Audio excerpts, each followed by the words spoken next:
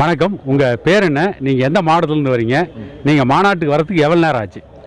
என் பேர் மனோகர். மயிலாடுதுறை மாவட்டத்திலேருந்து வரோம். பாலையூருங்கிற கிராமத்துலேருந்து வரோம். நாங்கள் 4 மணிக்கு இறங்கணும். இன்னும் மாநாடு திடலில் இன்னும் அடையில. போலீஸ் எங்களுக்கு ஒரு பக்கம் திருப்பி விட்டுட்டாங்க. இப்போ இன்னும் மாநாடு திடலுக்கு இன்னும் எவ்வளோ தூரம் இருக்குன்னு தெரியல.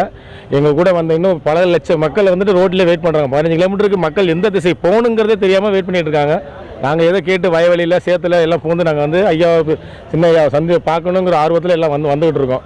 ரொம்ப சிரமப்பட்ட மக்கள் நிறைய பேர் ரோட்டில் பெங்களூர் பைபாஸில் ஃபுல் டிராஃபிக்கில் மக்கள் எந்த பக்கம் போகணுன்னே தெரியாமல் நிற்கிறாங்க. நாங்கள் வயலையும் சேத்துலையும் நாங்கள் போய்கிட்டு இருக்கோம். இது எங்களை ஃபர்ஸ்ட் ரவுண்டாக போடலையே எங்களை திசை திருப்பி விட்டுட்டாங்க. அங்கேருந்து 2 கிலோமீட்டர்னு சொன்னாங்க. ஆனால் காவல்துறை என்ன பண்ணிட்டாங்க, எங்களை வண்டியை விடலை. இன்னும் இப்போ ஐயா பார்ப்போமா என்னங்கிறது எங்களுக்கு இன்னும் புரியல. அந்த மாதிரி பயணத்தில் நாங்கள் பயணத்தை நோக்கி போயிட்டுருக்கோம். ஐயா சின்ன ஐயா பார்க்கறதுக்காக போயிட்டுருக்கோம். சரிங்க, வரேங்க. சார் உங்கள் பேர் என்ன? நீங்கள் எந்த மாவட்டத்துலேருந்து வரீங்க?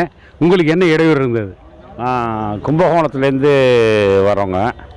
என் பேர் நடா ராஜசேகரன்.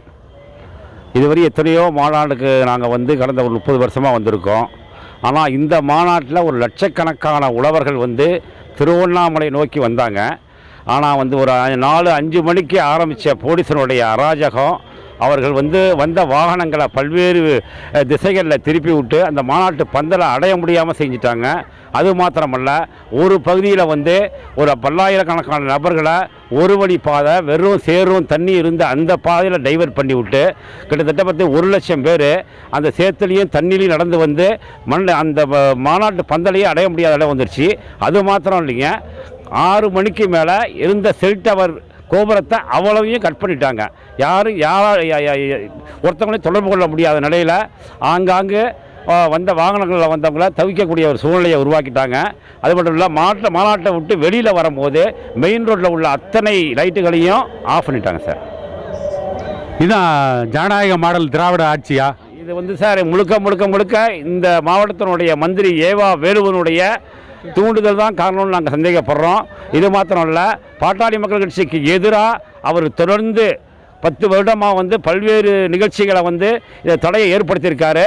ஆனால் ஒவ்வொரு நிகழ்ச்சியிலையும் பாட்டாளி மக்கள் கட்சி எதிர்கொண்டு புறமுதுகிட்டு ஓட வச்சுருக்கோம். இனி வரும் காலங்களிலும் அவர் புறமுதுகிட்டு ஓடக்கூடிய சூழலை இந்த பாட்டாளி இளைஞர்கள் செய்வார்கள் என்று நான் உறுதியாக கூறுவேன். மாநாட்டினுடைய அனுபவம் உங்களுக்கு எப்படி இருந்தது? தஞ்சை மாவட்டத்திலேருந்து வரேங்க. என் பேர் தமிழ்ச்செல்வன்.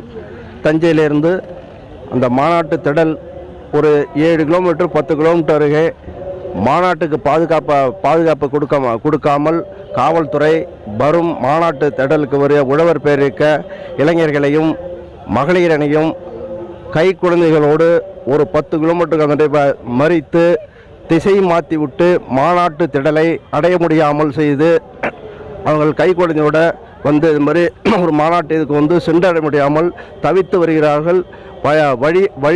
வழி சொல்ல வேண்டிய காவல்துறையை திசை மாற்றி விட்டு ஆளுகின்ற திராவிட மாடல் ஆட்சிக்கு கைக்கூலியாக செயல்படுகிறார்கள்.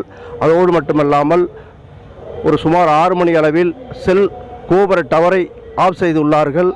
அதுக்கப்புறம் ஒரு 7 மணி அளவில் அந்த பகுதியில் உள்ள ஸ்ட்ரீட் லைட்டும் முழுமையாக நிப்பாட்டி வைத்துள்ளார்கள். இது மிகப்பெரிய கண்டிக்கத்தக்கது. இது திராவிட மாடலுடைய வஞ்சக செயல் என்று நம்புகிறேன். உங்கள் பேர் என்ன? நீங்கள் எந்த மாவட்டத்துலேருந்து மாநாட்டுக்கு வரீங்க? மாநாட்டிற்கு சென்ற அனுபவம் உங்களுக்கு எப்படி இருக்குது? கள்ளக்குறிச்சி மாவட்டம் வடகுரும்பூர் சீனிவாசன்.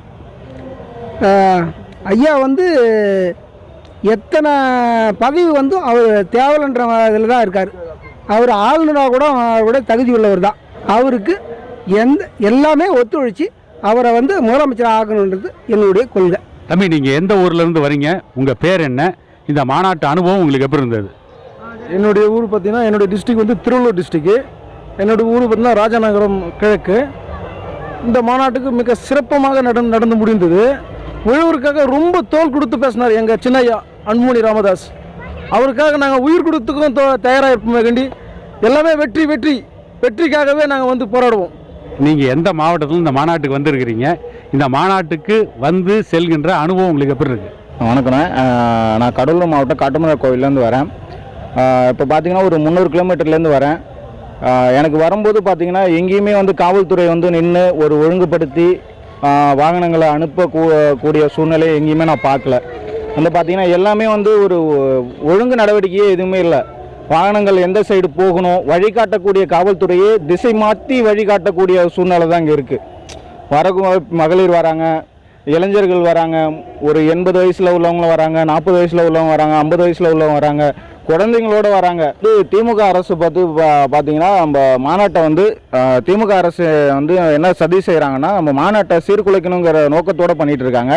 ஆனால் அப்படி மீறியும் லட்சக்கணக்கான தொண்டர்கள் மருத்துவர் ஐயாவையும் மருத்துவர் சின்ன ஐயாவையும் காண்றதுக்காகவும் அவங்களுடைய இந்த பேச்சை கேட்கணுங்கிறதுக்காகவும் விவசாயிகளுக்கு என்ன அறிவுரை கூறுறாங்க, விவசாயிகளுக்கு என்ன பட்ஜெட்டு போடுறாங்க அப்படிங்கிறத கேட்கறதுக்காகவும் போராடக்கூடிய ஐயாவை பின்தொடர்றதுக்காக லட்சக்கணக்கான தொண்டர்கள் இந்த மாநாட்டை வெற்றிகரமாக நடத்திக்கிட்டு இருக்காங்க, வந்து சேர்ந்துட்டு இருக்காங்க. நல்லபடியாக வெற்றிகரமாக நடக்கும். ஆனால் திமுகவுடைய அரசை நாங்கள் வன்மையாக கண்டிக்கிறோம்.